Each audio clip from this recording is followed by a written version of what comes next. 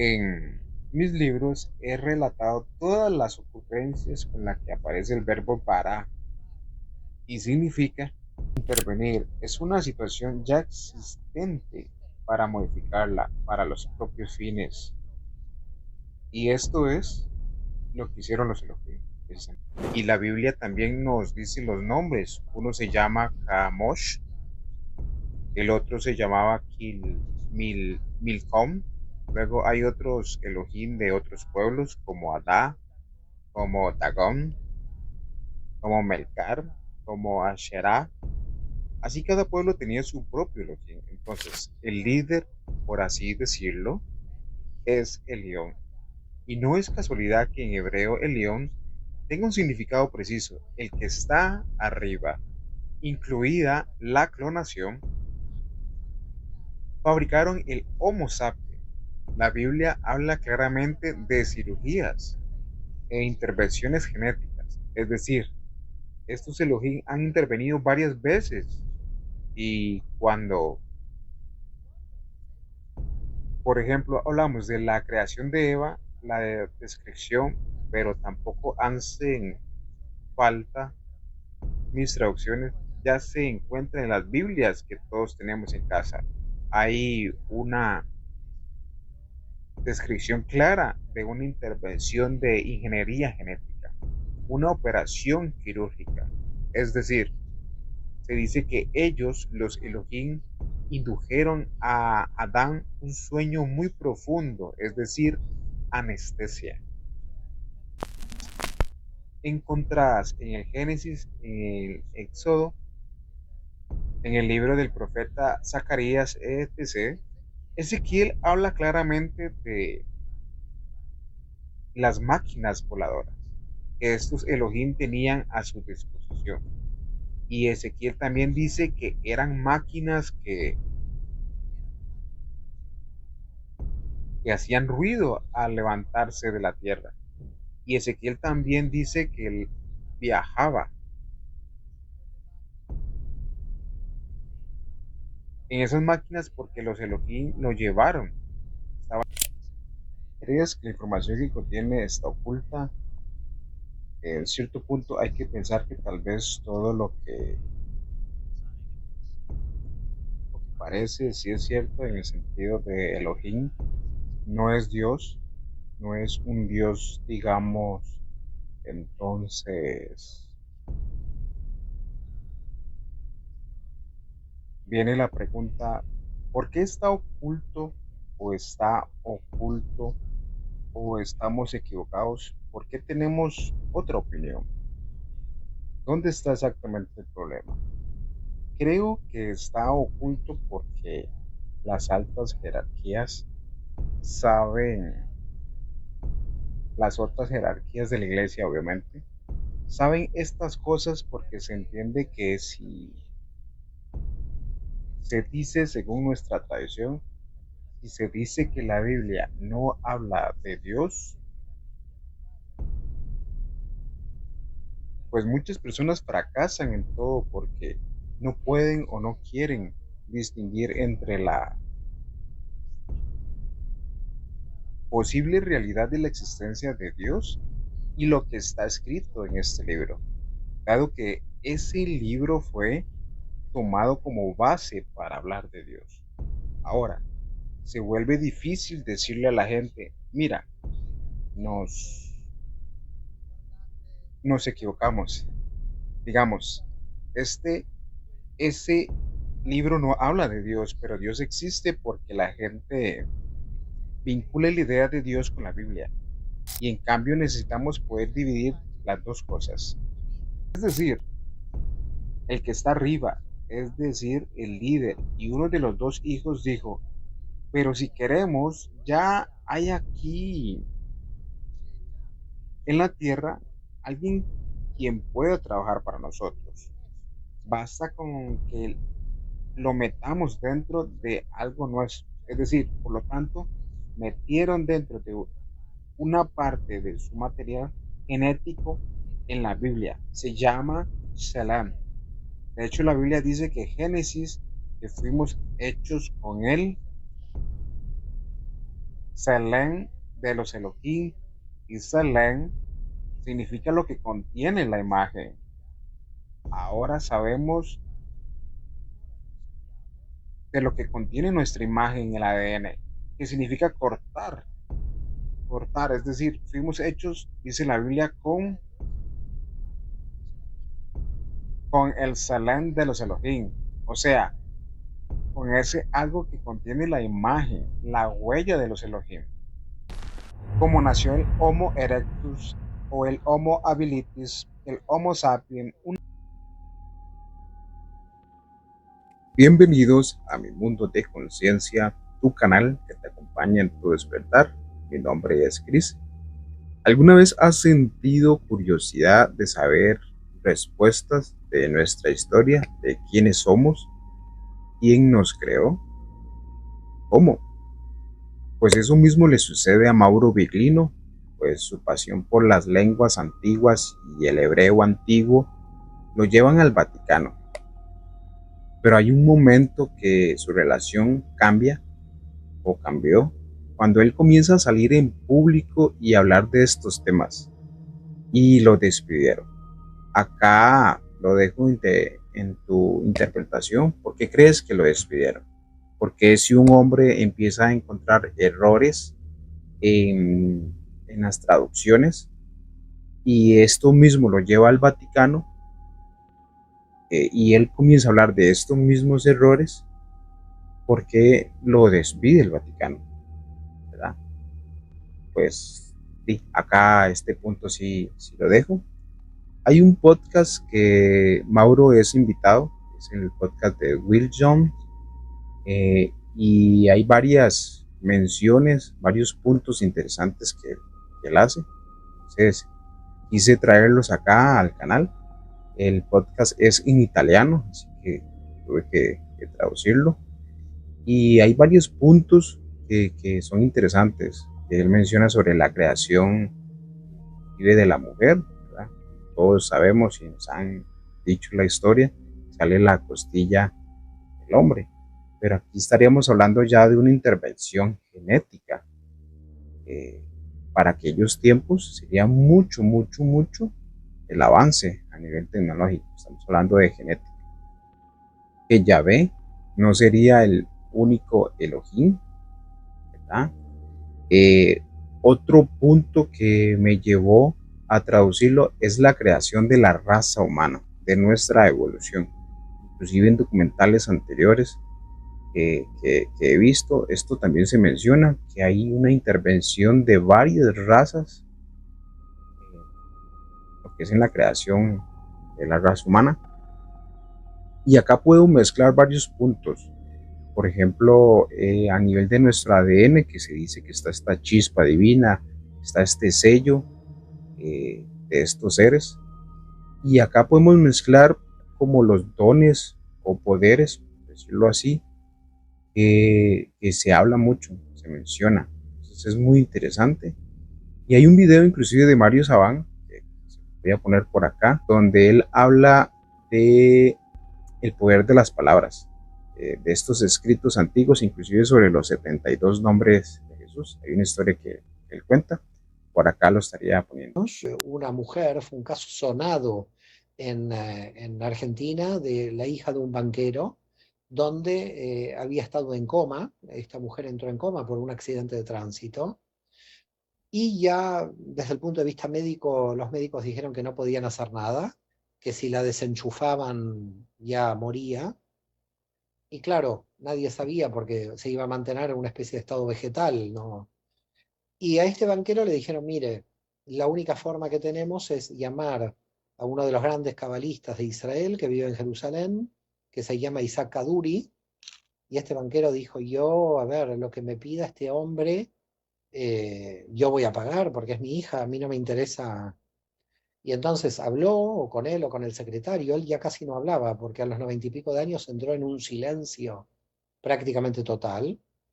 Y entonces Kaduri le dijo que él piense una cifra, eh, de alguna manera, que estaría dispuesto, digamos, a pagar por la hija, pero que no se la dijera. Es solamente pensar a una cifra. Y entonces él la pensó y entonces ahí Kaduri le dijo, bueno, lo que usted pensó se lo tiene que donar a los pobres. Yo no quiero cobrar nada, porque si cobro algo, esto que voy a hacer no va a salir, porque esto tiene que ser totalmente limpio del tema material. Solo lo que usted pensó tiene que tener el compromiso de dárselo a los pobres. Y ahí Kaduri viajó en la década del 90, yo no me acuerdo cuándo fue exactamente esto, 90, 91. Kaduri murió con 104 años en el 2006. Quiere decir que él tuvo que haber viajado con casi 90 y pico de años, en un vuelo de 13 horas. Yo no sé cómo trajeron a este hombre a Buenos Aires. Me acuerdo que la coincidencia fue que a la sinagoga donde lo invitaron, y yo participé del evento, era yo muy joven en ese momento, y lo que sí recuerdo que me impactó, el primer impacto que tuve de Isaac Kaduri, fue que cuando entró a la sinagoga había clérigos, popes ortodoxos, católicos, ortodoxos griegos, gente del mundo islámico. Es decir, en el nivel espiritual que tenía Kaduri ya no era estrictamente dentro del judaísmo, sino que era una persona que estaba venerada por todos los sabios de todas las religiones. Y todos le vinieron a dar su... Y realmente me llamó la atención porque mientras caminaba Kaduri con pasos muy pequeños, tardó mucho en llegar al atrio, la gente se iba como arrodillando, digamos, ante Kaduri. Eso a mí siempre me llamó la atención. Cuando llegó al atrio no habló, hizo una bendición así muy pequeña y después volvió a salir. Lo que cuentan, porque fíjate lo que pasó, yo después de esto no supe nada durante mucho tiempo y al año o a los pocos meses estaba en un cumpleaños y me encuentro con una mujer que estamos hablando ahí, la gente estaba hablando y esta mujer dijo, yo soy la hija del banquero y estaba ahí viva al lado mío. Entonces le pregunté, pero ¿qué pasó aquí? Le digo, perdón, ¿no? Porque claro, todo el mundo la considerábamos nadie. Y bueno, ¿qué pasó? Kaduri entró en silencio. Él pidió entrar durante unas horas, pidió que se apagaran las luces de la habitación, entró con unos libros de un cabalista del Yemen, Shalom Sharabi, que son meditaciones de los nombres de Dios, que son Bien, este es uno de los secretos más profundos a nivel de la Cábala, los 72 nombres de Dios. Pero no, los que no estamos adentrados totalmente, o lo que les quiero dar a explicar es que, ¿qué son exactamente estos nombres? A primera vista, podríamos pensar que se trata de nombres convencionales de Dios, pero en realidad son más que eso. Los 72 nombres son combinaciones de letras hebreas con un profundo significado esotérico. Y no son simples palabras, sino que códigos espirituales que nos pueden conectar con energías divinas y transformadoras.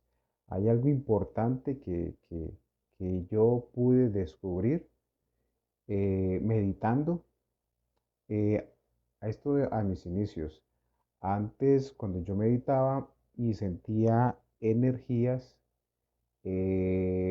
no comprendía que la energía tiene que venir de mí. Lo que yo empiezo a sentir, visualizar y demás, esa energía tiene que emanar de mí. Es importante cuando nosotros conectamos, cuando estamos meditando y empezamos a abrir estos canales, no es cualquier energía que te va a hablar, que se te puede manifestar, que puedes visualizar. No, no es así. Es cuando yo descubrí eso, me sorprendí bastante porque realmente lo estaba haciendo bastante mal. Ya con conocimiento, con información, con estudio, pude entender que la energía que yo sienta tiene que emanar de mí hacia afuera.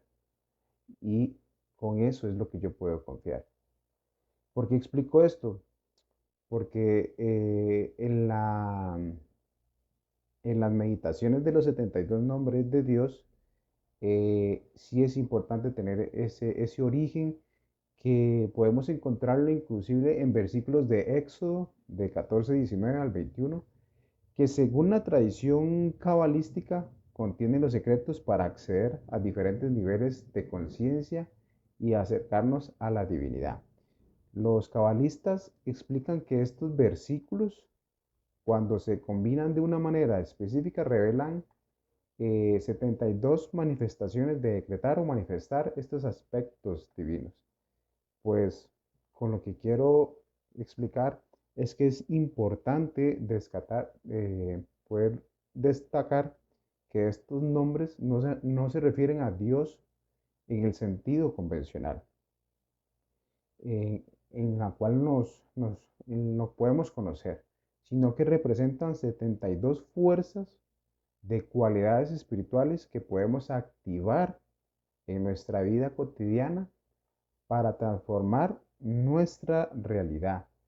Y aquí es donde entra el poder de la meditación, donde si lo ponemos en práctica y los cabalistas utilizan estos 72 nombres como herramientas para meditar, orar o rezar, depende, acá en mi mundo de conciencia, no tenemos religión, no tenemos bandera, no tenemos fronteras, respetamos a todas las corrientes, ¿verdad?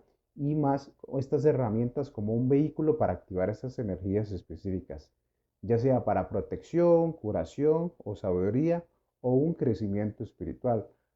Cada nombre tiene un propósito y una vibración única. Y cuando meditamos, podemos poder conectar con una energía particular. Por ejemplo, uno de los nombres más conocidos es Aleph Lamed Daleh, que se utiliza para obtener una protección y fortaleza en momentos difíciles. Al meditar este nombre, se cree que uno puede acceder a una energía divina que lo protege de influencias negativas. Interpretaciones muy complejas de los nombres de Dios, y que después, si quieres, te puedo contar una experiencia que tuve con uno de los libros de Sharabi, además, con ese tipo de meditaciones. Y la cuestión es que cuando salió Kaduri dijo que la desconecten a los 3 días, porque a los 3 días se levantará. Perdona, una vez acabadas las oraciones, él Por estuvo supuesto, X horas. él entró, estuvo varias horas con la luz apagada, haciendo meditaciones con los mantras meditativos de Shalom Sharabi. Él salió de ahí y cuando salió informó a la familia que a los 3 días la podían desconectar. Imagínate la responsabilidad de esto, porque desconectarla médicamente era que muriera. Bueno, la desconectaron y siguió viva y luego se recuperó. A los 3 días. A los 3 días pidió que la desconectaran. A los 3 días pidió que la desconectaran y bueno, la desconectaron, sobrevivió, la tenía al lado mío en ese cumpleaños, que soy consciente de que sobrevivió, pero lo que me impresiona, más allá de Kaduri, son los mantras meditativos de Sharabi, porque luego me di cuenta que en esos mantras está la cábala más alta, digamos. Es decir, los mantras meditativos con los nombres de Dios, yo los puedo considerar el nivel más elevado de intromisión del alma en las energías del cosmos. Es decir, si esos mantras con el tipo de lenguaje perforan la realidad, tienen que tener una perforación de la realidad mucho más brutal que lo que nosotros podemos suponer. Porque a mí me ha sucedido, y te digo algo, no son libros que yo prácticamente los abra sino cada 3 o 4 meses, porque me dan mucho respeto. Es decir, puedo estar haciendo muchísimo, puedo estar estudiando muchos libros, pero esos libros prácticamente no los abro, los investigo poco, porque cuando yo intenté investigarlos, me di cuenta de que se abrían portales de información con experiencias muy fuertes y que lo mejor es bloquearlas, porque llega un momento que no se puede vivir tampoco con una experiencia permanente del otro lado, si no es imposible vivir en la realidad de la materia. Pero sí te puedo asegurar, por mi experiencia personal, de poder haber visto almas, haber oído cuestiones del futuro y todo mi experiencia personal. Con lo cual yo te diría que no es una creencia, esto es una experiencia. Una creencia es creer en algo, bueno, que la gente puede creer en Buda, puede creer en lo que quiera, pero de lo que estamos hablando en la Cábala es experiencia, no creencia. No creo que alguien me pueda hablar. Y yo he oído que alguien me habló, he oído una información, he transmitido la información a la familia y esa información se correspondía con un evento futuro. Entonces, esto es una realidad. Científicamente, seguramente en algún momento se podrá demostrar de que esto, cómo opera. Pero lo curioso es que tantos siglos atrás los cabalistas pudieron intuitivamente ver la operatoria de esto que nosotros estamos como investigando científicamente cuáles serían las pruebas por las cuales se da esto. Lo que a mi modo de ver queda claro por mi experiencia de tantos años en la Cábala es que la vida del otro lado es una evidencia empírica.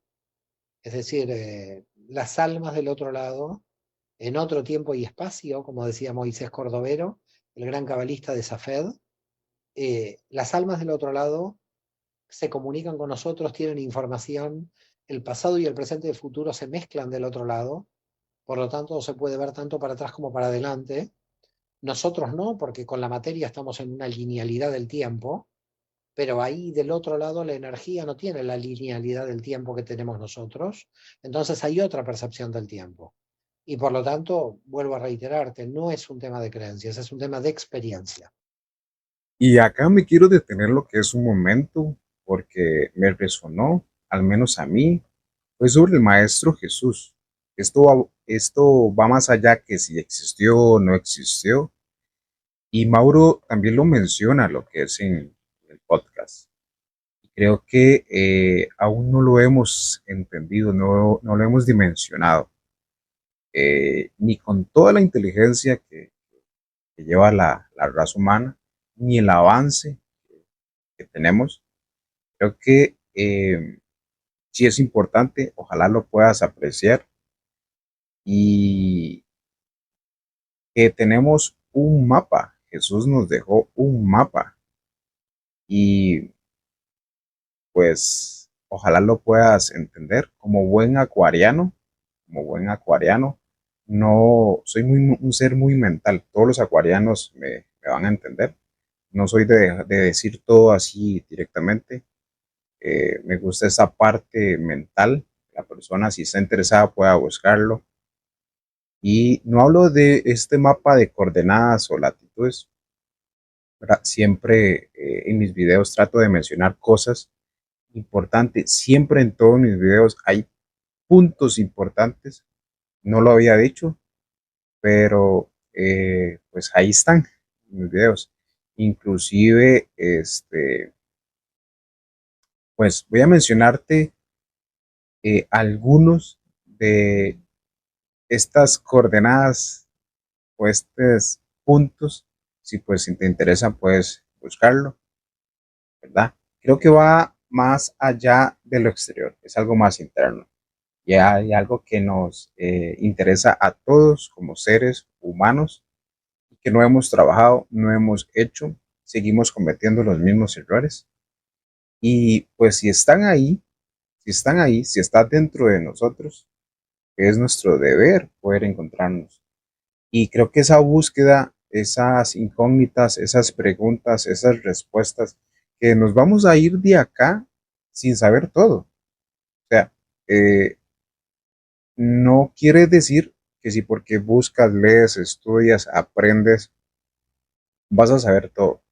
No, pero algo nos vamos a llevar algo y pues yo es lo que quiero traerte, es lo que quiero hacerte entender y ojalá sea así y que me puedas entender.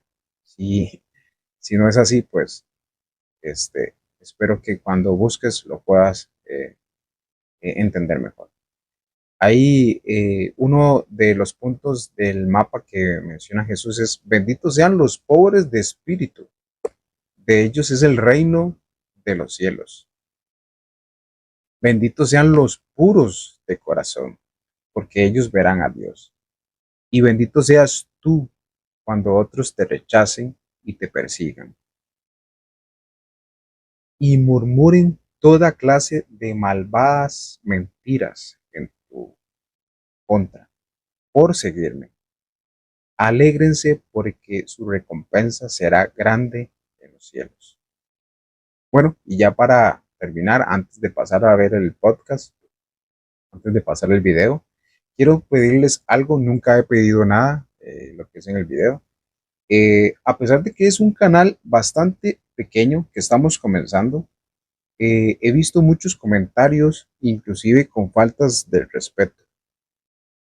Sé que yo no puedo controlar eso.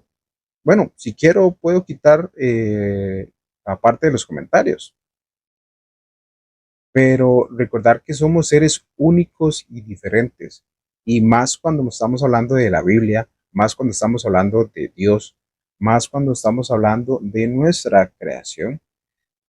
Si tú googleas, si tú buscas en Google, hay 4.200 religiones y van a existir más. Hay más, inclusive, más religiones. Nuestra intención es poder traer información que a personas le interese. Hay personas que realmente le interesa este tipo de videos, personas que se identifican con una búsqueda, con buscar una verdad. ¿Que cuál es la verdad? Tu verdad, no es mi verdad, no es la de Mauro Viglino, es tu verdad y es la correcta. Tu verdad es la correcta, la de la otra persona es la correcta. Pero si hay una persona que comenta algo, por favor, si le vas a contestar algo con tu creas, con tu conocimiento, con tu religión, danos algo para aprender, para poder evolucionar más. Por ejemplo, a mí cuando me escriben por aparte o estoy hablando con ciertas personas de ciertos temas, dame algo donde yo pueda cuestionarme mi información, la información que yo manejo en este momento, y pueda aprender. Pero si me faltas el respeto, si ya empiezas a usar cierto vocabulario, no hay un avance, no me estás dando algo, simplemente me estás insultando. Entonces, yo quiero crear una linda comunidad. No sé si estoy pecando de inocente, pero quiero crear una comunidad donde nos preguntemos, donde nos cuestionemos y podamos aprender uno del otro, porque acá en el occidente te aseguro que es la información que manejamos, pero hay otros países en otro lado que manejan otro tipo de información. Yo te voy a comentar algo. En mi familia hay católicos y cristianos, y en este caso estoy yo, que soy la persona que tal vez cuestiona más estos temas o que siempre busca, porque ya está en mí, poder buscar y entender más cosas, no quedarme con lo que ya está, con lo que ya sabemos, con lo que nos dijeron. Pero no por eso, por la información que yo pueda o estoy investigando o que estoy aprendiendo, no por eso va a venir y yo voy a generarle un cuestionamiento a mi abuela, por ejemplo. Cuando yo voy a visitar a mi abuela y yo estoy hablando con mi abuela a mí me da la bendición, ella me persina y yo no voy a cuestionar eso. O cuando estoy hablando con algún familiar que es cristiano y salen a relucir estos temas, yo no voy a insultarla o enojarme o alejarme porque es cristiana. ¿Me entiendes? Lo que quiero decir, por favor, yo quiero que esto esté en la comunidad. Si estás aquí viendo este video y si has llegado hasta acá es porque realmente te interesa y hay un cuestionamiento sano, poder averiguar, poder aprender y poder ver otro punto de vista. Pero no se trata de atacar ni maltratar a alguien con comentarios. Por favor, les pido eso. Es algo que realmente sí voy a trabajar mucho en eso. Si hay que realmente hacer algo diferente con respecto a esto, de alguna manera lo voy a hacer. Sé que no tengo el control de lo que tú piensas, de lo que tú crees, pero por favor, si tienes información diferente, solo escríbelo con respeto y contéstale con respeto a la otra persona para que la otra persona pueda aprender, pueda aprender y podamos aprender, porque te lo aseguro que no hay nada más que yo aprecie, es poder aprender de la otra persona, es aprender de la otra persona, es lo más interesante. Quiero pedirte eso y en eso sí soy muy enfático. Y bueno, ojalá puedas disfrutar el video, que es la intención, lo que queremos traer acá. Hay un trabajo de trasfondo que no se ve, ¿verdad? Y es lo que queremos, pues, traerles. Y bueno, ojalá lo puedas disfrutar, como ya te menciono. Comencemos. Ok, comencemos. Tengo preguntas, como siempre. Sí, empecemos. Empecemos contigo. ¿Quién es Mauro Viglino y cómo llegamos a este punto? Mientras tanto, realmente quiero agradecerles por tenerme como invitado en su podcast y también quiero agradecer a su audiencia. Así que gracias. Gracias a todos los que tendrán la paciencia de escucharme. Entonces, ¿quién es Mauro Viglino? En primer lugar, definiría a Mauro Viglino como una persona curiosa por pasión personal. Amaba y ama las lenguas antiguas. Entonces en la secundaria estudié latín y griego antiguo y luego por mi pasión personal estudié hebreo antiguo con un profesor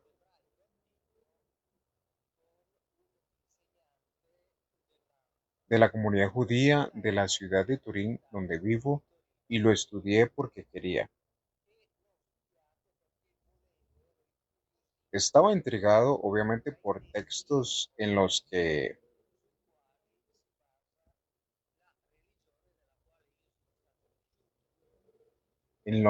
se basa la religión en las que crecí y por eso quería ir directamente a las fuentes. Entonces comencé a estudiar. Luego comencé a traducir por mi cuenta y mientras traducía, cuando traducía, noté,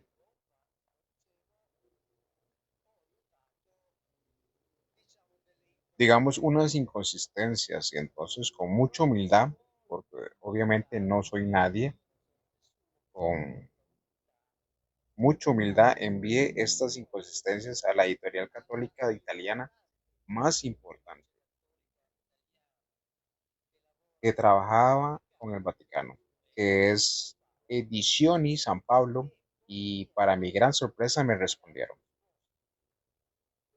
y me dijeron que tenía toda la razón. Entonces también me dijeron si encontré otras cosas.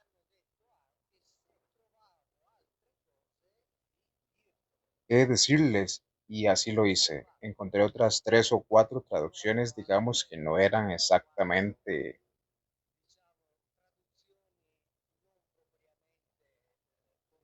congruentes en mi opinión. Se las envié y luego quisieron conocerme. Así que me pidieron que les enviara algunas páginas de mis traducciones. Y luego me pidieron, fui a su oficina y comencé a confiarme las tareas de revisar las traducciones que publicaban. Después de eso, sin embargo, me confiaron la tarea de traducir y,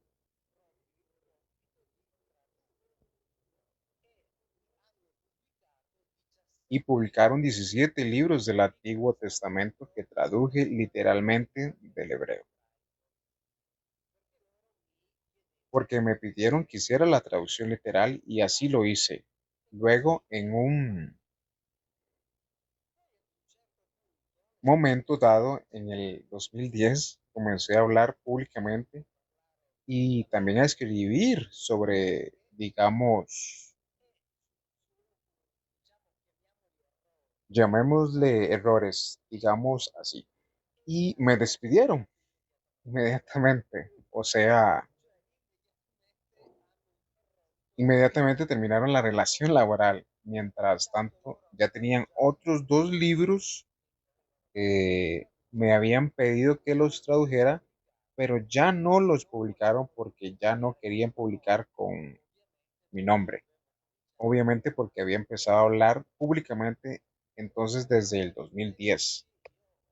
Sigo por mi cuenta, han publicado 17 libros, escribí 15 ensayos sobre las traducciones.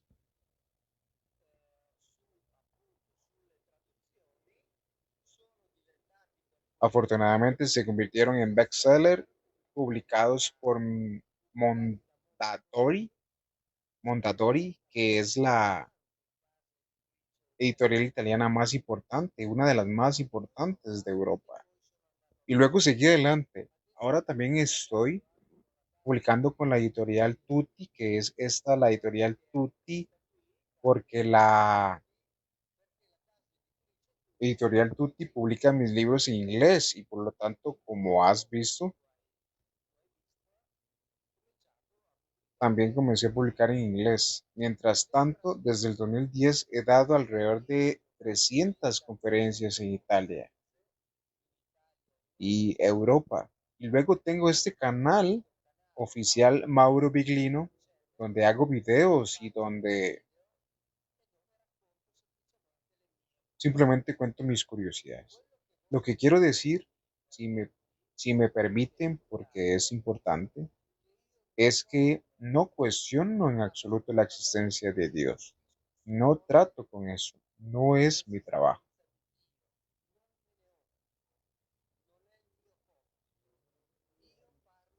Hablo de la Biblia, es decir, soy traductor y solo digo lo que está literalmente escrito en la Biblia hebrea. Y luego cada uno puede hacer con ello lo que quiera, es decir, nadie debe venir detrás de mí. Cada uno debe pensar con su propia cabeza. Yo como traductor digo lo que está escrito en el hebreo y de hecho también lo pongo en los libros. Pongo el hebreo con la traducción literal para que cualquiera pueda comprobar, pueda verificar lo que digo. Y así estemos todos tranquilos y serenos. Sí, es muy interesante todo lo que dices, sobre todo porque soy católico. Digamos que soy católico y mis padres no son personas religiosas. Pero al crecer así me di cuenta que muchas personas no leen la Biblia. Es algo de lo que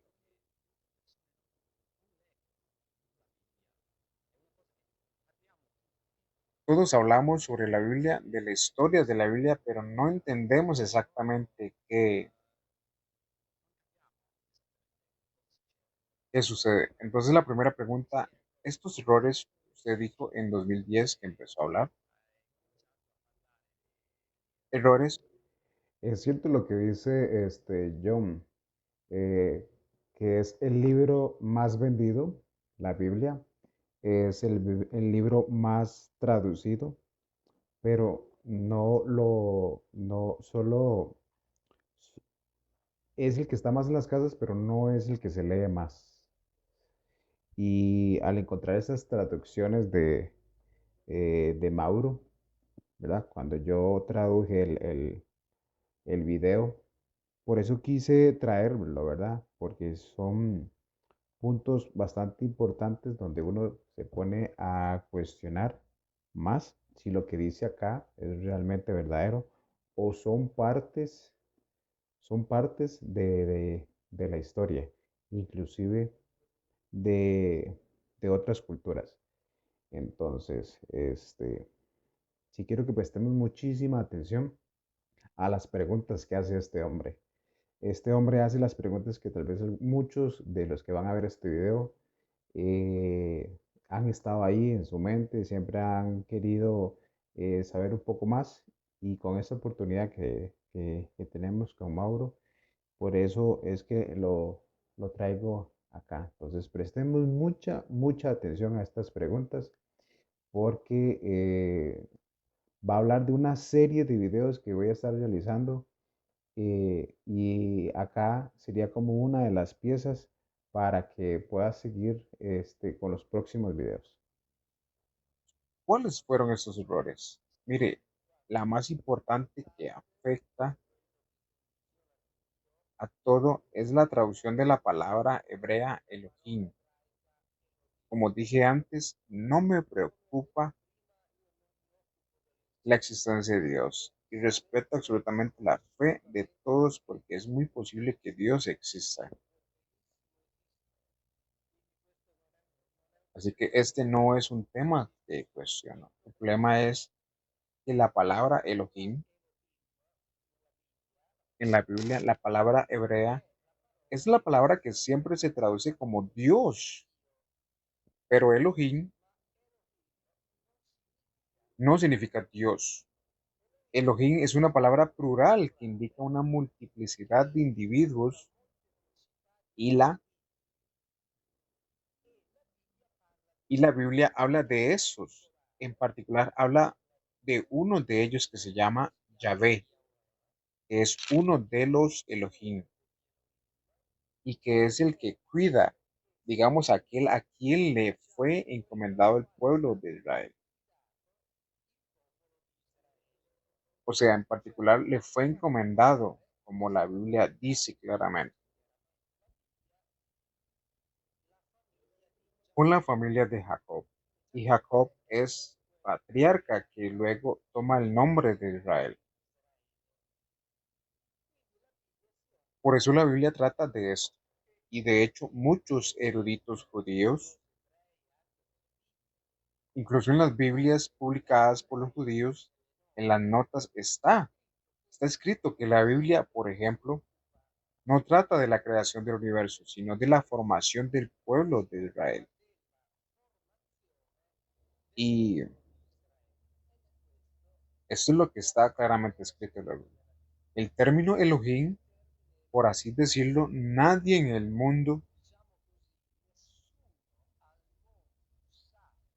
sabe a ciencia cierta lo que significa. De hecho, siempre digo que lo mejor sería no traducirlo,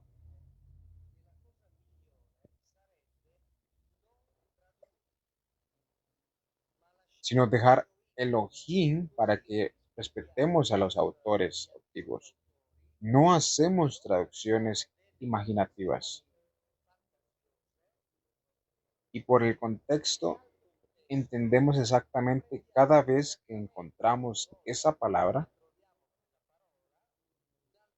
Por el contexto entendemos lo que hicieron aquellos allí, es decir, ese grupo de individuos, porque precisamente en muchas partes de la Biblia, que obviamente pongo en mis libros, se entiende claramente en muchas partes que es una multiplicidad de individuos. Por lo tanto, la Biblia no habla específicamente del Dios que nos presenta la teología. Después de eso también podemos decir, me doy cuenta, que Dios eligió ese libro para darse a conocer a la humanidad. Bueno, no tengo nada que decir absolutamente. Solo digo que Elohim no significa Dios, pero los exagetas judíos también dicen esto. Es decir, dicen que, de hecho, Elohim puede tener muchos significados, porque el hebreo es, como dicen, un lenguaje polisémico. Es decir, cada palabra puede tener muchos significados, pero por ejemplo, importantes exagetas judíos escriben que, es decir, la Biblia no contiene la palabra Dios tal cual como la entendemos. Así que este es el primer gran punto. Llamémosle error, llamémosle mala interpretación, llamémoslo forzamiento. Otro gran tramo es la idea de creación, es decir, el verbo bara es hebreo, que se trata como crear, crear de la nada no significa crear. En mis libros he relatado todas las ocurrencias con las que aparece el verbo bara y significa intervenir. Es una situación ya existente para modificarla para los propios fines.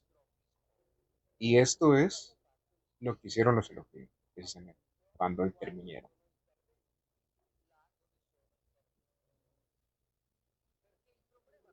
Porque, ¿cuál es el problema? Que la antigua cultura semita no existen conceptos metafisos. Es decir, no existe el concepto de trascendencia, no existe el concepto de eternidad, no existe el concepto de omnisciencia u omnipotencia. Realmente no existen. Ellos fueron los que introdujeron por la teología para dar la interpretación que, sin embargo, es exagerada. Porque en realidad la Biblia es un libro muy concreto que nos cuenta una historia, la historia de la relación entre el pueblo de Israel y Yahvé, que es un gobernador, que es, digamos, aquel Elohim, a quien el pueblo ha sido asignado. Después de eso, repito, existe Dios, Dios existe, no tengo nada que decir, pero Bien, en resumen, Yahvé es uno de los Elohim y es el encargado del pueblo de Israel. Y lo que trata de decir Mauro es que la palabra Dios, eh, pues, es la que conocemos, pero realmente lo que aparece acá es Elohim. Y importante, cuando ya habla de la intervención sobre la palabra bara, es sobre la transformación genética y sobre nuestra conciencia humana. Ya estábamos hablando de una intervención. Prestemos muchísima atención porque es bastante revelador la información o las traducciones que tiene este Mauro. dijiste que otros Elohim, entonces, ¿quién era el más importante después de Yahvé?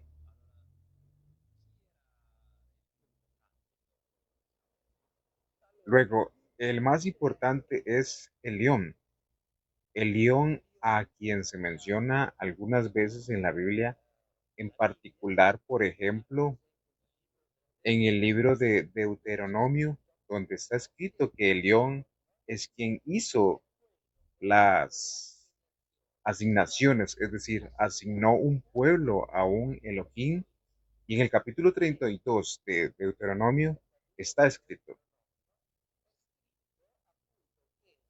que a Yahvé le fue asignada la familia de Jacob, pero solo la familia de Jacob, no todos los judíos, porque eran muchas familias judías. La familia de Jacob obviamente deriva de Abraham, pero Abraham tenía dos hermanos, quienes a su vez tuvieron hijos. Bien, los hermanos de Abraham y sus descendientes no fueron asignados a Yahvé, sino que, como dice la Biblia, fueron asignados a otros Elohim. Y la Biblia también nos dice los nombres. Uno se llama Kamosh, el otro se llamaba Milcom. Luego hay otros Elohim de otros pueblos, como Adá, como Dagón, como Melcar, como Asherah. Así cada pueblo tenía su propio Elohim. Entonces, el líder, por así decirlo, es el león. Y no es casualidad que en hebreo el león tenga un significado preciso, el que está arriba, es decir, el comandante de todos. ¿Qué debería pensar entonces de Jesús? Si todo esto es cierto, ¿quién es Jesús? ¿Existió realmente? No lo sé. Entonces, la figura de Jesús es una figura, por así decirlo, muy controvertida en el sentido de que son muchos los estudiosos que a lo largo de la historia han llegado a decir que Jesús nunca existió, es decir, que es un invento. Estoy entre los que piensan que Jesús existió, absolutamente. Tenía discípulos, era rabino, es decir, era un maestro que tenía como objetivo realizar la obra mesiánica. Y la obra mesiánica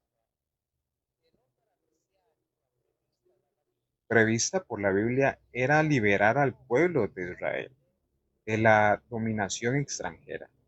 Y de hecho Jesús actuó en ese sentido y fue condenado por razones políticas, esencialmente no por razones religiosas, porque los romanos no condenaban a nadie por razones religiosas, porque cualquiera podía. En fin, los romanos conocían muchas divinidades y las aceptaban a todas. Por lo tanto, Jesús trabajó,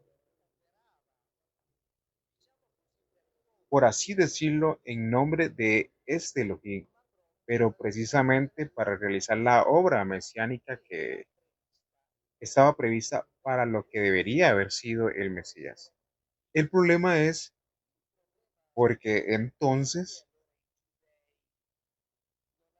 los judíos no aceptaron a Jesús, pero el cristianismo nació en Roma y luego en Grecia, porque en realidad Jesús no pudo liberar al pueblo judío del dominio romano.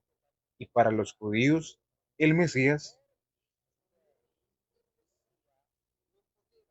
no pudo ser derrotado, porque estaba sostenido por Dios, es decir, apoyado por Yahvé.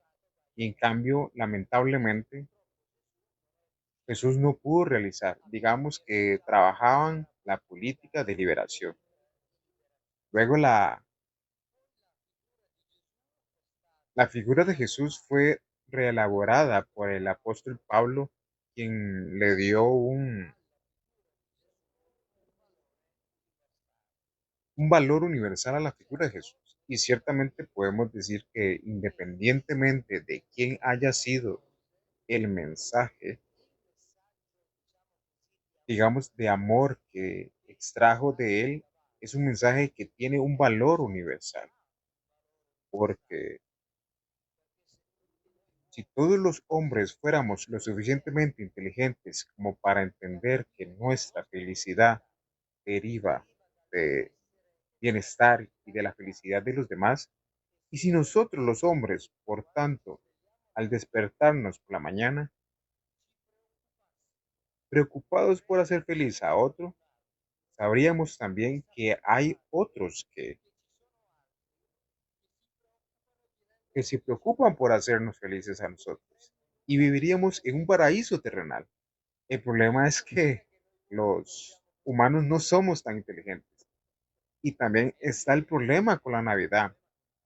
Quiero agregar, por algo traigo estos temas, me encanta poder ir descubriendo un poco más, inclusive no solamente ya estar acá como un ser humano, cuál es nuestra historia. Y no solamente venir, nacer y que venga, por ejemplo, mi abuela, de mi abuela a mi mamá, y me vengan y me expliquen y que existe esto. Y esta es nuestra historia y demás. Conforme uno va creciendo, uno va viendo ciertas cosas, más en esta era acuariana, donde, vuelvo a recalcar, se respeta todas las religiones que hay, todas estas corrientes, estas creencias, pero lamentablemente hay personas curiosas como yo, personas que quieren tener cierto conocimiento y cuestionamos positivamente y pues llegamos a estos videos como con Mauro, que por dicha este erudito tradujo. No es que adoro y venero al señor Mauro, simplemente es otra teoría, otra información diferente a la que ya nos han contado. Pues la llegada de Jesús, el Maestro Jesús, indiferentemente si existió o no existió, ¿verdad? Este personaje, si fue puesto este personaje, me quedo con el mensaje y el amor como un antídoto. eh, esta liberación del despertar de la conciencia de la humanidad. Inclusive, inclusive, si has puesto un poco más de atención y, esta información te va gustando, si has visto, el Maestro Jesús estaba en contra de este Dios que estaba con sacrificios de sangre, de muerte, inclusive de adoraciones o cómo se veía o se despreciaba a la mujer. Entonces, Jesús viene a cambiar toda esta parte. También se sugiere que el amor es la fuerza opuesta al egoísmo. Entonces, y que las enseñanzas de Jesús estaban dirigidas a liberarnos de los efectos del control que ejercen estos códigos genéticos, por ejemplo. Inclusive los tres enemigos de Jesús, ¿verdad? Inclusive la misma religión, que era como seguir unas políticas, el imperio romano y este Yahvé con estos sacrificios y esta parte. Bueno, aunque Jesús fue crucificado, su mensaje sigue vivo y muchos todavía, o al menos es posible que se pueda realizar un cambio de conciencia basado en las enseñanzas del Maestro Jesús, con su amor y su compasión. Porque escuché un poco que la Navidad es una fiesta pagana, tal vez o no exactamente, fue reemplazada. ¿Cuál es la historia de esta fiesta? No se sabe exactamente cuándo nació Jesús. Nadie voy a venir. La fecha de su nacimiento ha sido reconstruida a lo largo de los siglos para sustituir una fiesta pagana muy importante que era la fiesta del solsticio de invierno. Es decir, cuando llega el momento en que el sol, es decir, a partir del 21 de diciembre, el sol comienza a salir, recuperar su poder en el sentido que del verano hemos pasado al otoño y al invierno y a partir de ahí el sol empieza a ganar poder nuevamente. Entonces, fue una gran fiesta pagana que fue reemplazada por la fiesta de este Jesús. Por lo tanto, de este nuevo portador de luz, y por eso insertaron la Navidad de Jesús para reemplazar y hacernos olvidar lo que era una fiesta pagana. Pero yo diría que esto es aceptado o sea, aceptado, realmente es conocido por todos. O sea, el mismo Papa sabe que Jesús no nació el 25 de diciembre. Bueno, no hay problema en decirlo y reconociéndolo también porque en lo que respecta a la humanidad lo importante, si acaso, es un mensaje independiente de cuándo nació. Otra pregunta sobre los superpoderes de estas figuras de la Biblia. Por ejemplo, Jesús hizo muchas cosas. Moisés también, tal vez Ezequiel, creo. ¿Qué encuentras en estas historias? ¿Hay una historia real? Entonces, mire, mi metodología de estudio en esta es pretender que la Biblia esencialmente nos ha contado una historia real, porque también hay quienes dicen que la Biblia es todo un cuento de hadas. No, no estoy convencido de que la Biblia es esencialmente un libro de historia. Y en los relatos bíblicos, cuando hablamos de los Elohim, estamos hablando de individuos que tenían conocimientos, tecnologías y habilidades muy superiores a las de la raza humana.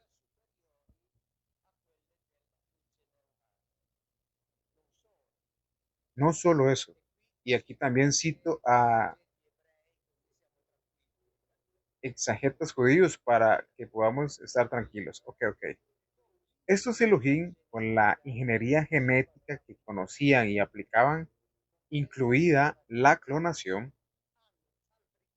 Fabricaron el Homo sapiens. La Biblia habla claramente de cirugías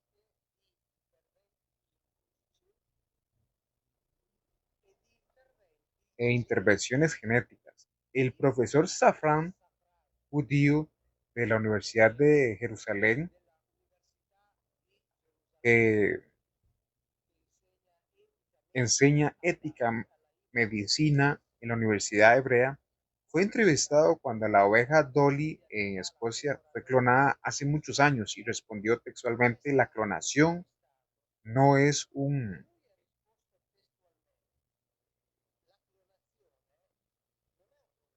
no es un problema. La Biblia es conocida por 4000 años. Es decir, estos Elohim han intervenido varias veces y cuando, por ejemplo, hablamos de la creación de Eva, descripción, pero tampoco hacen falta mis traducciones, ya se encuentran en las Biblias que todos tenemos en casa, pero como dijiste primero, la Biblia no se lee en el sentido de que la Biblia sea el... Te aseguro que después de este video y con estas preguntas que está haciendo John y estas explicaciones que está haciendo Mauro, vas a leer la Biblia de otra manera. Vas a ir a buscar lo que indica sobre la creación eh, y sobre estas razas y estas intervenciones a nivel genético y de nuestra creación como raza humana. Inclusive cuando te menciono de una serie de videos que voy a realizar, importante cuando se hablan de Elohim y Anunnaki, no es que se habla de una sola raza. Los Anunnaki es un conjunto de razas que colaboran entre sí. libro más impreso del mundo, sino el menos leído del mundo. Cuando se habla de la creación de Eva, hay una descripción clara de una intervención de ingeniería genética, una operación quirúrgica. Es decir, se dice que ellos, los Elohim, indujeron a Adán un sueño muy profundo, es decir, anestesia. Luego tomaron algo que normalmente se llama costilla, pero el término hebreo es estela.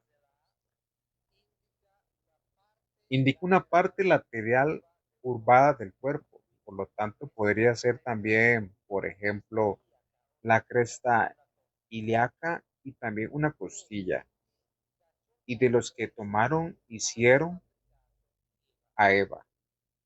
Cuando le presentaron a Eva a Adán, está escrito que Adán dice: finalmente esto es hueso de mis huesos y carne de mi carne. Los judíos que traducen la Biblia al inglés en realidad dicen finalmente, o sea, finalmente es la correcta, porque los mismos judíos en las notas a las Biblias que publican escribe que antes de tener a Eva, Adán se unió con todos los animales y fue permitido. Entonces los Elohim se dieron cuenta que no tenía eso que llaman ayuda y entonces fabricaron a la hembra mediante clonación. Y desde ese momento le prohibieron unirse con los demás animales porque tenía su propia hembra. Y de ahí comienza la historia.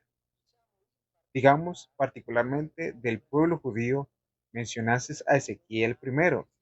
Este es un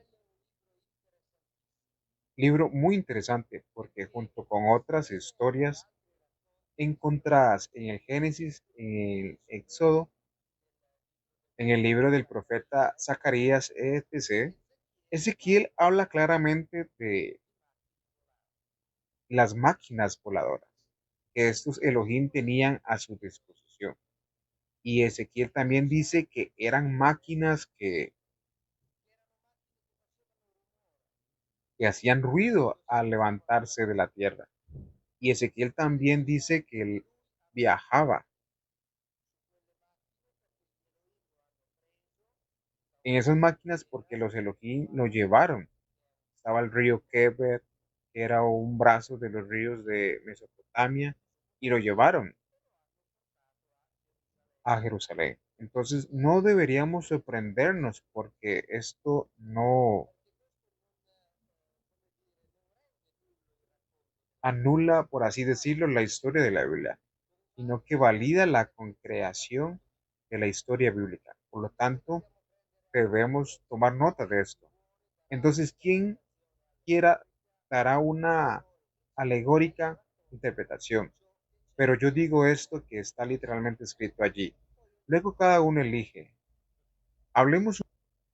Bien, sí, estos seres trajeron su ADN a la Tierra y comenzaron a experimentar y poder crear en el ser humano. Quiero hacerte una invitación de un documental de Génesis 64, lo puedes encontrar en YouTube, sobre que habla un poco de esto que habla Mauro, sobre esta intervención, sobre esta parte genética y podemos incluir inclusive un poquito de la conciencia y cómo estos experimentos inicialmente buscaban crear esclavos, ¿verdad? También que mucho Salvador Fraicedo habla mucho sobre este planeta cárcel, ¿verdad? Pero me quiero enfocar en el código genético que es el por la cual traje este video introducido en nuestros genes, estos deseos de comportamientos que se utilizan como una instancia de una esclavitud a la humanidad.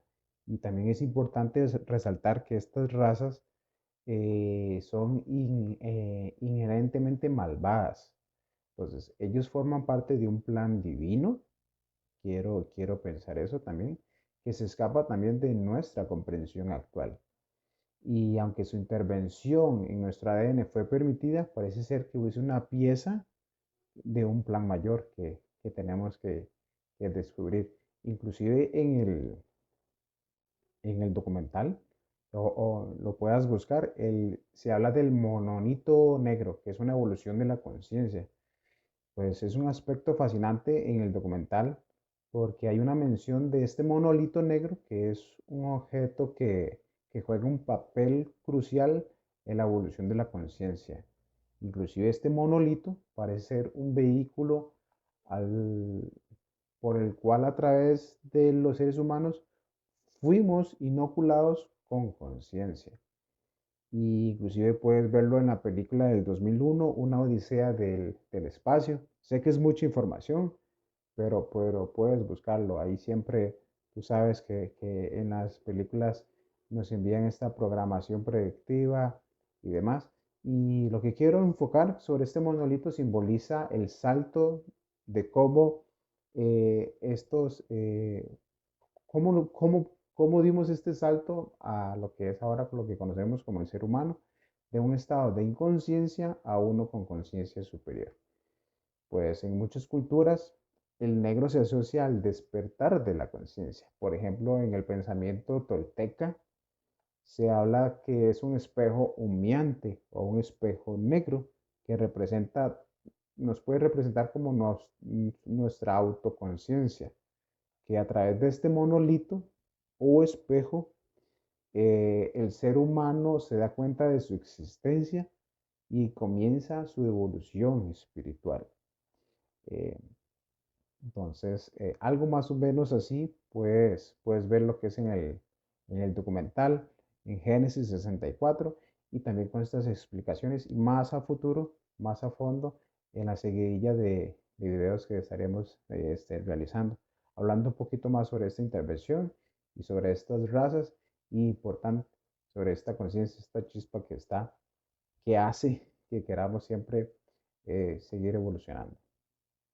Un poco de su relación con el Vaticano, porque después de hablar de todos estos temas, ha cambiado. Entonces la pregunta es, ¿cómo ha cambiado y cuál es la situación ahora?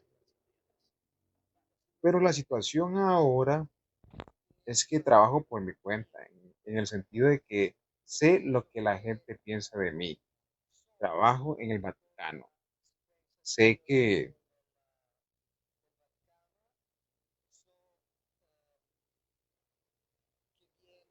llega mi trabajo, también se estudia, se lee en las facultades y en las universidades teológicas, pero digamos que no tenemos una relación directa. En 2016 celebramos una reunión pública ante 600 personas en la que estábamos yo y 4 teólogos, es decir, estaba un arzobispo de la iglesia ortodoxa, estaba el rabino jefe de una comunidad, de la comunidad judía de Turín, estaba un profesor, un sacerdote, profesor en la Facultad de Teología, y allí estaba el biblista protesta italiano más importante. Tuvimos una reunión que duró más de 4 horas y de hecho hablamos de estos temas. Esta reunión también se encuentra, está filmada y también se encuentra en mi canal y verán que en esencia coincidieron conmigo. Es decir, es cierto, en cierto momento me pregunté, pero ¿qué hago aquí? Dado que están diciendo todo. Ellos, o sea, la Biblia no habla de creación. La Biblia no tiene conceptos metafísicos. La Biblia no habla de pecado original, que es otra cosa que he explicado y así. Entonces está claro que el Vaticano, por así decirlo, habla, mantiene su obra, cosa que he explicado y así. Y por tanto continúa difundiendo las ideas en las que se basa la religión cristiana. Repito, ya Ya lo he dicho antes, el valor del amor universal obviamente es el valor más grande, pero la Biblia habla de otras cosas. Por ejemplo, mis amigos judíos me dicen, no sabemos nada del más allá porque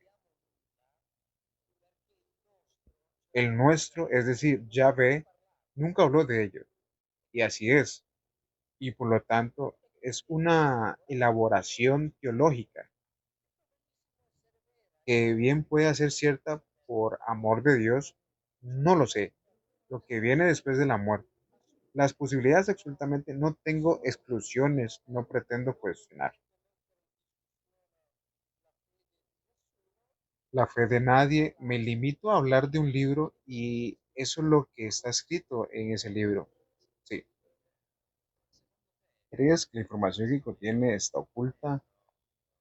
En cierto punto hay que pensar que tal vez todo lo que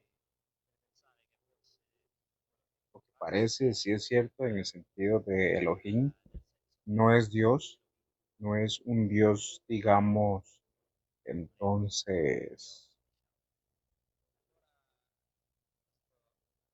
viene la pregunta, ¿por qué está oculto o está oculto o estamos equivocados? ¿Por qué tenemos otra opinión? ¿Dónde está exactamente el problema?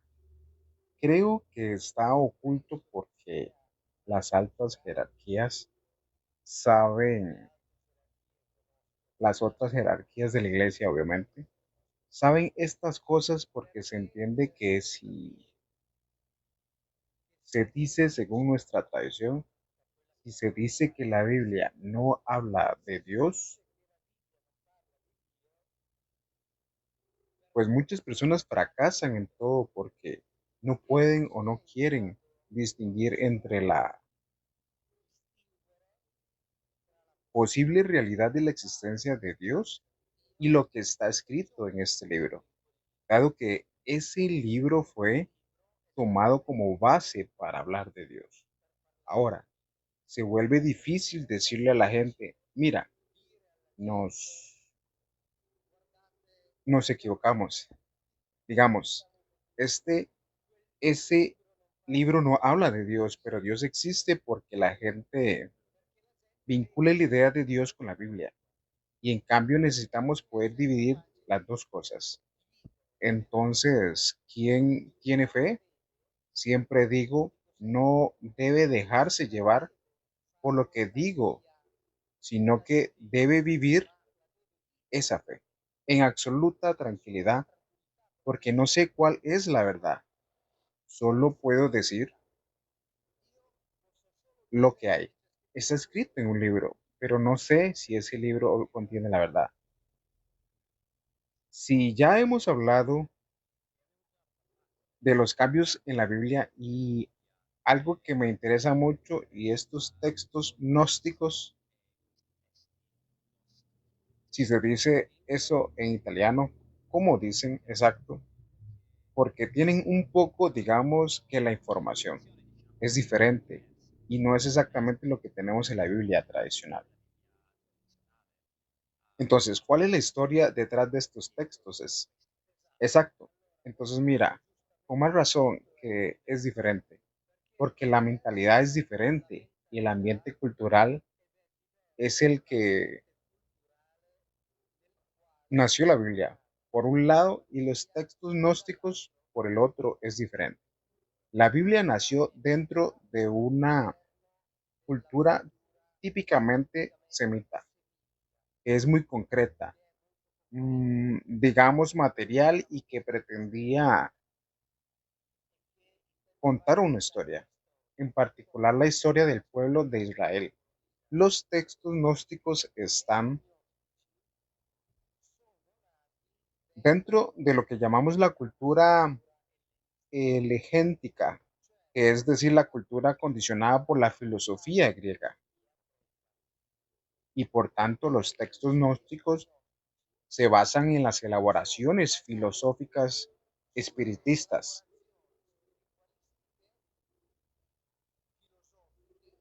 contenidas precisamente en la cultura griega que llegó al Medio Oriente.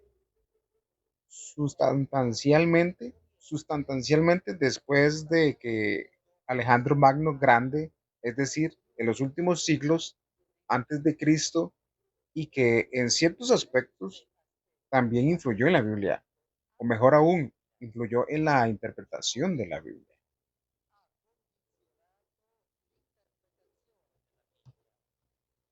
en el sentido de que los conceptos de la cultura griega, la filosofía griega, en particularmente el platonismo y el neoplatonismo, se utiliza hoy en día para interpretar el Antiguo Testamento. Aquí los textos gnósticos, es decir, aquellos que, como dice el propio término gnosis, conocimiento, contienen conocimiento. Se elabora precisamente sobre la base de esa filosofía. Entonces, esa es la gran diferencia. De hecho, muchos rabinos americanos están, por así decirlo, enojados y dicen, pero ¿por qué introducen la filosofía griega en su Biblia? Porque la Biblia en realidad pertenece a los judíos. En, en nuestra Biblia, ya que no tiene nada que ver con ella, ya que son dos cosas completamente diferentes. Pero así se hizo en los primeros siglos por los llamados padres de la iglesia. Y luego, paralelamente, se elaboraron los textos gnósticos que la iglesia obviamente no aceptó y por eso lo consideran apócrifos. Textos porque establece lo que los textos son canónicos, pero esto también se aplica al Antiguo Testamento en el sentido de que para el Antiguo Testamento los católicos deben creer que son verdaderos, por así decirlo, inspirados por Dios. Más de 40 libros para los judíos, hay poco. Más de 20 para los cristianos. Son los mismos libros que los judíos, más otros libros que no deben considerarse verdaderos, ni para los judíos ni para los católicos. Los protestantes siguen el canon, es decir, los libros juzgados como verdaderos por los judíos, y por eso decimos que las diversas religiones han establecido, cada una por su cuenta, qué libros se deben creer como verdaderos. También hay este tipo de historias en el Mahabharata, por ejemplo, no sé si también existen, pero ¿has introducido alguna vez estos otros textos o qué dicen sobre este tema? Mire, con estos textos, con el Mahabharata, los Vedas, los Puranas, el Vendata, el Rig Veda, la discusión que doy es aún más fácil, en el sentido de que los conceptos que presento derivados de la Biblia, estábamos hablando del libro de Ezequiel antes, están mucho más difundidas, mucho más detallados y absolutamente aceptadas como normales. Es decir, para ellos es así, los dioses pelean entre sí, exactamente como en la Biblia. Los Elohim pelean entre sí para conquistar territorios. Yahvé los hace en toda la Biblia, en el sentido que debe pelear para conquistar los llamados tierra prometida. Y en textos precisamente como el Mahabharata, que entre otras cosas es un texto liado a la Odisea, juntas multiplicadas por 20, es decir, en resumen, un, un texto verdaderamente gigantesco. Esto es absolutamente normal allí, entonces a nadie se le ocurre cuestionar este tipo de historias, es decir, el hecho de que allí los dioses se llaman devas, nadie cuestiona. El hecho de que los devas intervinieron sobre la humanidad, fabricaron la humanidad, lucharon entre sí por el poder sobre la humanidad, porque el poder sobre los territorios y por lo tanto hablar de esto es mucho más fácil. Aquí en Occidente es mucho más difícil porque claramente hemos sido educados para pensar de manera diferente en la Biblia. Dijiste que fuimos criados o fabricados. ¿Con qué propósito exactamente? Entonces, dado que la Biblia, especialmente el Génesis, como dicen los rabinos, no es un libro original escrito por autores judíos, sino que es esencialmente una copia reelaborada de los textos escritos por los sumerios, está claramente escrito allí, pero también está tomado de la Biblia, que fuimos creados, por así decirlo, para trabajar para ellos, es decir, trabajaron muy duro, especialmente en la jerarquía. Dijimos antes que incluso los Elohim tenían un líder y había una jerarquía. Los que pertenecían a clase más baja de esta jerarquía trabajaban y trabajaban en particular en las minas en cierto momento. Decidieron poner a alguien que trabajara para ellos y uno de ellos se llama Enki, que es uno de los dos hijos del gran líder y el gran líder se llamaba Anu, que tiene los mismos que tiene en la lengua sumeria, el mismo significado de El León en lengua hebrea, es decir, el que está arriba, es decir, el líder. Y uno de los dos hijos dijo, pero si queremos, ya hay aquí en la tierra alguien quien pueda trabajar para nosotros. Basta con que lo metamos dentro de algo nuestro. Es decir, por lo tanto, metieron dentro de una parte de su material genético en la Biblia. Se llama Shalem. De hecho, la Biblia dice que Génesis, que fuimos hechos con él, Shalem de los Elohim, y Shalem significa lo que contiene la imagen. Ahora sabemos de lo que contiene nuestra imagen en el ADN. Y Shalem es un término que deriva del verbo o salam, que significa cortar, cortar, es decir, fuimos hechos, dice la Biblia, con el Salem de los Elohim.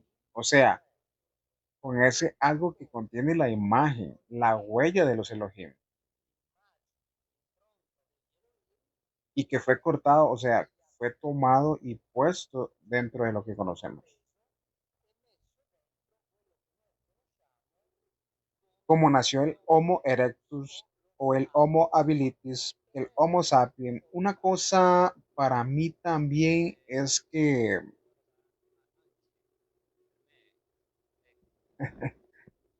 siempre pienso en esto. Si esto, nuevamente, si esto es cierto, hace más o menos 2000, 3000 años, ¿dónde están los alienos ahora? En la Biblia solo queda claro que tenían conocimientos, poderes y herramientas muy superiores a los de los hombres, y ahí se queda. Así que ahí me quedo porque no quiero inventar. Es decir, no quiero trabajar imaginativamente, pero tampoco quiero escapar de la pregunta.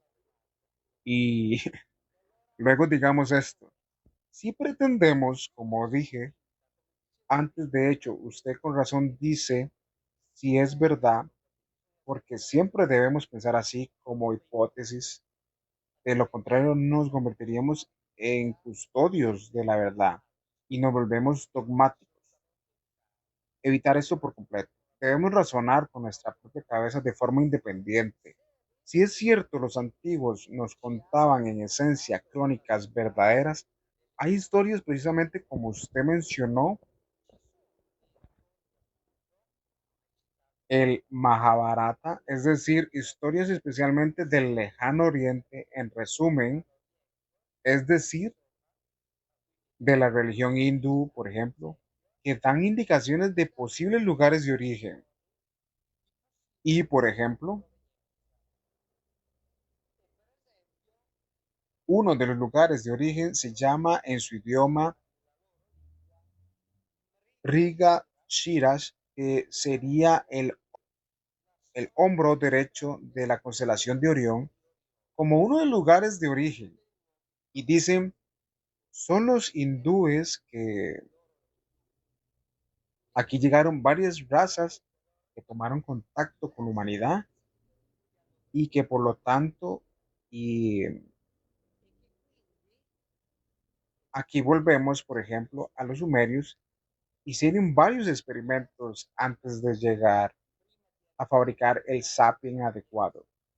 Por ejemplo, en los textos sumerios está escrito que hicieron uno, digamos, uno que no podía retener la orina, no, no podía, hicieron uno que no podía comer, hicieron uno sin órganos genitales, hicieron uno que no podía cerrar las manos, le hicieron uno por uno, nos referimos a algunos experimentos, por supuesto, que tenía la columna torcida y así sucesivamente. Entonces, finalmente hicieron lo correcto y en el idioma sumerio acadio se define como Adamu, así que, como puedes ver, también hay una correspondencia en el nombre entre la Biblia y esas historias sumerias, pero volviendo a la pregunta, repito, no tengo vergüenza en decir que no sé quiénes fueron los Elohim, no sé dónde pueden estar, no sé de dónde vinieron, porque no sé. Quiero trabajar en mi imaginación, pero quiero que esté escrito allí en la Biblia. Sin embargo, puedo decirle que un pastor protestante americano, teólogo, licenciado en física, que se ocupa de la relación entre la ciencia y la religión, y por tanto es cristiano, que es el padre de Barry Darwin, con quien también he intercambiado correos electrónicos, que tranquilamente escribe que los Elohim todavía están aquí y controlan todo. Tanto es así que si leemos las, las cartas de San Pablo en las que se elabora todo el cristianismo, él en la carta a los Corintios dice que hay muchos dioses, pero para nosotros solo cuenta uno, que es el Dios de los cristianos, obviamente, pero dice que son muchos porque él era judío, era fariseo, conocía la Biblia, entonces conocía este aspecto. Dice, porque es cierto que hay muchos en griego, decimos teoi, que hay muchos teoi, pero para nosotros solo cuenta uno, que es el llamado Dios del Antiguo Testamento, que teóricamente sería el Padre de Jesús.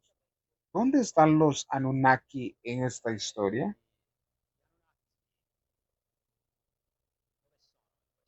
Porque llegaron los Anunnaki antes que los Elohim o son los mismos. Buena pregunta.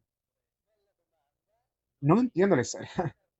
Por supuesto, buena pregunta. Y podemos decir, leyendo las traducciones académicas de los textos sumerios y leyendo la Biblia, que los Elohim son la contraparte judía de los Anunnaki, sumerios, acadios, en el sentido de que los Anunnaki son Anuna o Anunnaki, porque Ki significa la tierra. Están en el idioma sumerio. En las lenguas semitas orientales, es decir, asirio, babilónico, el término es Ilu, Il, Ilu, Ilanu. En hebreo los términos son el, Eloah, que son dos términos en singular, y Elohim en plural. Como las lenguas semíticas se escribían y el hebreo todavía hoy se escribe sin vocales, solo con consonantes, Eloah es como Alá. Es decir, si le quitan las vocales, es lo mismo. Y las vocales se añadieron muchos siglos después. Así que cuando sucedieron hechos bíblicos, hablaremos, por ejemplo, de Moisés, la salida de el inicio de la formación del pueblo de Israel. El hebreo como la lengua no existía. Así, así cuando, por ejemplo, Moisés pregunta a Yahvé, pero ¿quién eres? ¿Cómo te llamas? Porque tengo que decirle a la gente, ya que tengo que asegurarme de que la gente te siga. Tengo que decirle quién eres. Y obviamente, porque quiere saber cuál de los Elohim está tratando. Claro. Y con razón responde Eye, Ashe, Eye, que traduce de muchas maneras diferentes. Soy lo que seré, soy lo que fui, seré lo que fui, pero que en realidad, como dicen muchos exagetas judíos, muy probablemente significa yo soy lo que soy. No te preocupes. Tú solo te preocupas de seguir mis órdenes. De todos modos, tú se acordará de mí con este nombre y le dirá Yahvé. Bien, quiero explicarte una parte por acá que sé que te va a encantar y te va a llamar muchísimo la atención. Es una curiosidad que ojalá pueda realizar lo que es un video más adelante sobre Moisés. Y anteriormente lo que estaba explicando Mauro sobre que los Anunnakis todavía se encuentran acá, o sobre este control y de estos códigos del control de la realidad. Te estoy hablando de las tablas de la ley, de lo que es los 10 mandamientos. Sé que lo que te estamos explicando acá en el video con estas intervenciones, más lo que Mauro aporta, tal vez a mí no me conoces, no sabes quién soy, pero Mauro sí, es un erudito, ya lo conoces más, pero eh,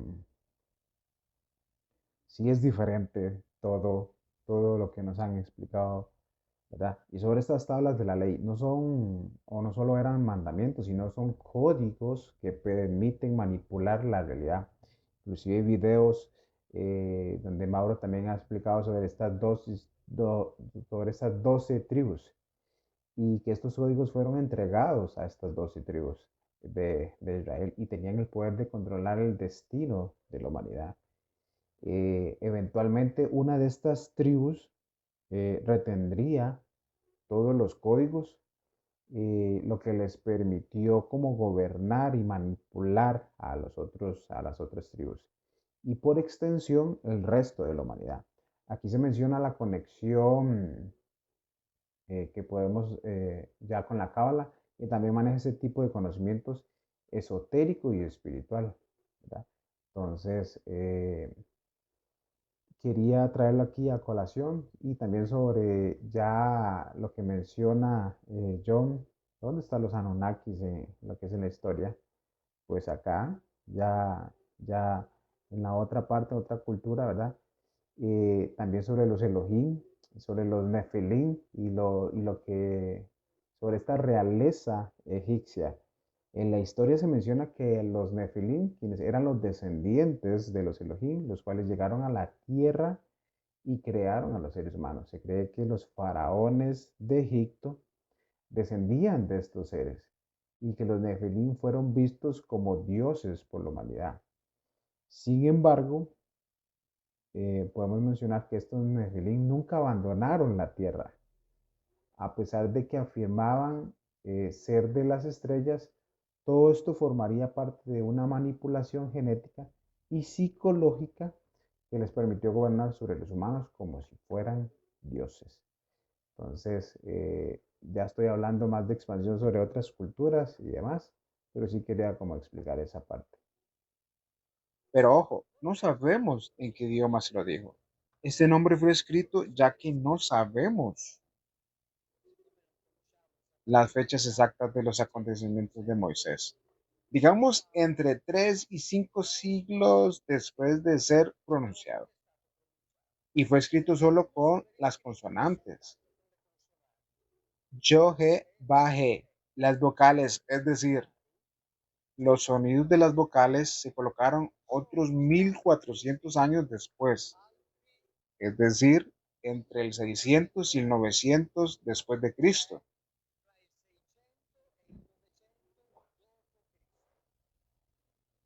Lo que quiere decir que no tenemos certeza sobre el origen y significado de ese nombre, porque cuando se pronuncia no existía el idioma hebreo. Entonces, ¿qué idioma hablaban? El arameo estaba muy extendido en aquel entonces, pero ¿qué idioma se hablaban entre ellos? Nadie lo sabe. Sí. Una última pregunta, si tienes tiempo. También escuché que hay, tal vez sea no es una religión, pero hay algunos pensamientos, algunas palabras judías que tienen poderes. Hay, por ejemplo, Yahvé, como ya hemos dicho. ¿Cómo es posible entender si las palabras tienen este poder si no estamos seguros en qué idioma estaban? Yo diría que si estas palabras tienen un poder y hay alguno en todas las religiones, atención, pensemos, por ejemplo, en las religiones llamadas animistas o chamánicas, si estas palabras tienen un poder, no importa en qué idioma se pronuncian. Es decir, es el poder del sonido y es poder y tienen poder en base a que quienes las usan tienen absoluta certeza de que estas palabras tienen poder o de quién es el objeto de ellas. Pensemos, por ejemplo, en las palabras curativas, es decir, si realmente la persona que la recibe está convencida de que estas palabras esa palabra tiene poder sobre él, pues verdaderamente el hecho extraordinario puede ocurrir. Y esto está dentro de las leyes de la naturaleza. Así que esto tampoco debería sorprendernos, hasta el punto de que si tomamos, por ejemplo, a los antiguos griegos, ellos tenían los theoi, son la equivalente griego en los Elohim bíblicos, viajaban en los mismos autos, tenían las mismas necesidades fisiológicas, se obligaban a hacer el mismo tipo de sacrificios y tenían al dios que se llamaba Asclepio. Bueno, en el centro del culto de Asclepio, los arqueólogos encontraron lo que llamamos los exvotos. Ya sabes, las personas que, por así decirlo, recibieron un milagro. Por ejemplo, de un santo, de quien quieras, de la Virgen, no sé, poner un cuadro o poner una estatuilla, o no sé, poner la amuleta de alguna enfermedad que tenía una pierna. Bueno, de todos se ha encontrado exvotos, aquellos que, y son muchos, de todos los que creían haber sido curados por Asclepio. De modo que existe este poder para provocar acontecimientos extraordinarios. Sí, sí. Respecto a la Biblia, sé muy bien que en la historia, por ejemplo, está toda la discusión de la Kabbalah judía, con las palabras de poder que tienen o han tenido ciertos rabinos a lo largo de los siglos. Bueno, estoy abierto a todo. Es decir, en el sentido de que existen muchos extraordinarios, sea cual sea la explicación. Sí. Interesante.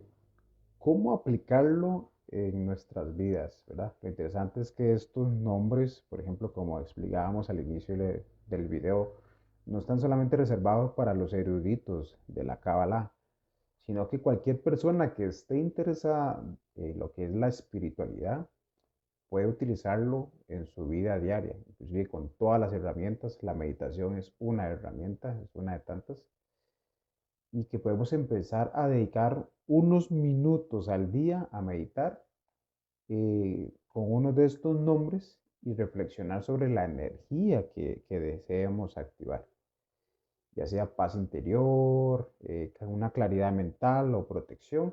Y la clave está en la intención, siempre en lo que es en las emociones, y es lo que nos va a permitir que esta vibración divina entre en nuestras vidas. Entonces, tengo que agradecerte que hayas aceptado nuestra invitación y realmente queríamos tener un poco de conversación en inglés, pero para mí es mejor en italiano. Entonces, si nada, tenemos que... Bien, ya el video ha terminado, ya se están despidiendo. Si yo tuviera la oportunidad de poder entrevistar a Mauro, pero no sé italiano. Este hombre, John, habla 7 idiomas, es exfutbolista. Importante, ¿verdad? Que a nivel de nuestra corriente, ya futbolistas también que están interesados, se están cuestionando y todas tienen todas estas preguntas. Siempre esta parte de la investigación. Y acá, para concluir, ya este video yo lo había subido anteriormente, pero por políticas de YouTube, pues vimos esta intervención como diferente. eh, esta nueva versión, así que me quiero disculpar con todos los que ya la habían visto anteriormente. Y para concluir, quiero finalizar con la paradoja del tiempo y del futuro, ¿verdad? Por último, pues todo esto estaría hablando sobre nuestra evolución a nivel de la conciencia, que es el fin de este canal, que necesitamos y que ha sido visto, pues, tal vez por seres del futuro, ¿por qué no? Estos seres que fueron o regresaron al año para bueno, en esa época para intentar una tercera intervención. Y aquí estoy hablando de algo que tal vez no vayas a entender un poco, pero que más adelante tal vez si sigues viendo los videos.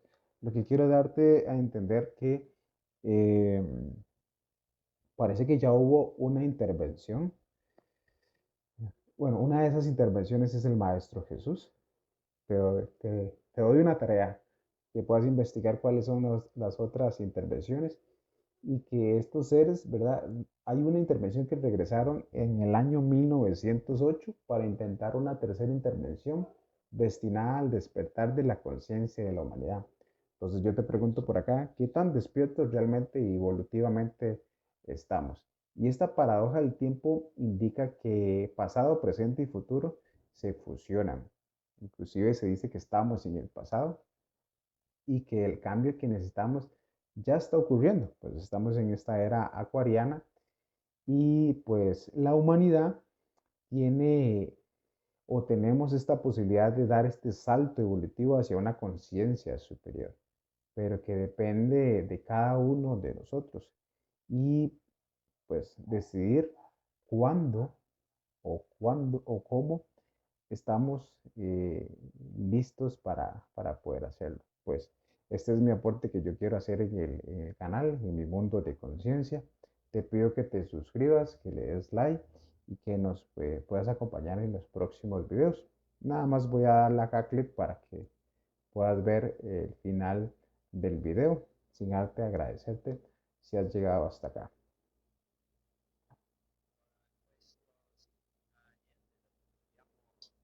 Hacer una vez más porque todavía hay algunas preguntas, pero gracias. Estoy convencido de esto porque yo también tengo muchas preguntas a las que trato de dar respuestas. Vale, vale. Por eso continúo estudiando, porque las curiosidades es el gusto de la vida, en definitiva. El que no tiene curiosidad pierde el gusto, pierde un poco del gusto por la vida. Por supuesto, por supuesto, por supuesto. Estoy de acuerdo. Bien, entonces, gracias.